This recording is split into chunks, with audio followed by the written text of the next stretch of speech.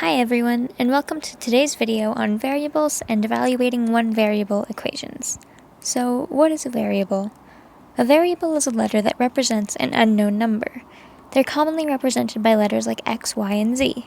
The other term we have to define is a coefficient. A coefficient is a number in front of a variable.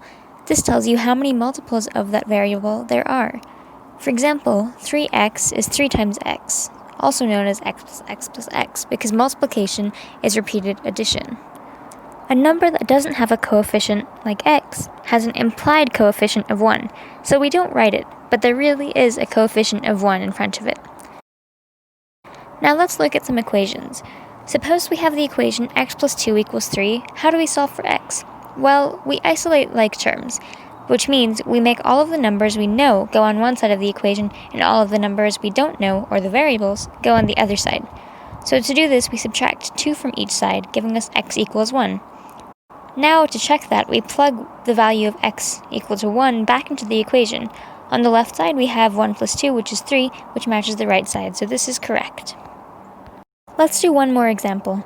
Here we want to keep the numbers we know on the right side of the equation. To do this, we subtract 3 on both sides of the equation, giving us x equals 5. And plugging this back into the check, we see that 5 plus 3 does equal 8, so this is correct. Now let's do some harder examples. Here we have variable on the left and right side of the equation, so we want to isolate it to just one side. To do this, we subtract x on both sides of the equation, giving us x equals 4. Checking, we see that 2 times 4 is equal to 4 plus 4, which is 8. And the right side is 4 plus 4, which is 8 as well, so this is good. For the second problem, we see that we have numbers on both sides and a variable just on one, so we subtract 2 on each side, giving us 3x equal to 3. Now we divide 3x and 3 by 3, giving us x equals 1. Checking this, we see that 3 times 1 is 3, plus 2 is 5, so this is correct. Now on the next question, we have 2 steps to do because we have variables and numbers on both sides.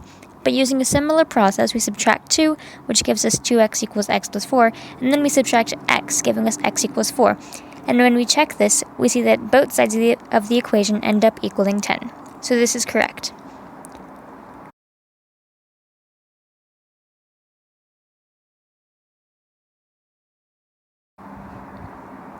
For the fourth problem, we have a similar situation with variables and numbers on both sides.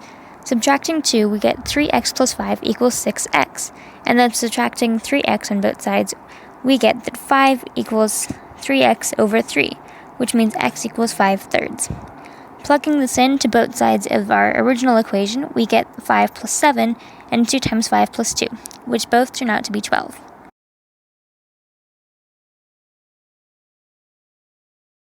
Now we have some practice problems.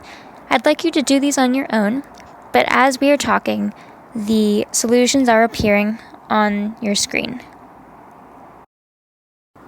If you have any questions about these, because this is somewhat tough information, please feel free to put it in the comments and I'll answer your question as soon as possible. And as always, make sure to subscribe. Finally, if you feel like this wasn't enough or you'd like more practice resources on this subject or any other, please check out our website linked in the description box below and contact us for free resources and private tutoring. Thanks. Have a good day.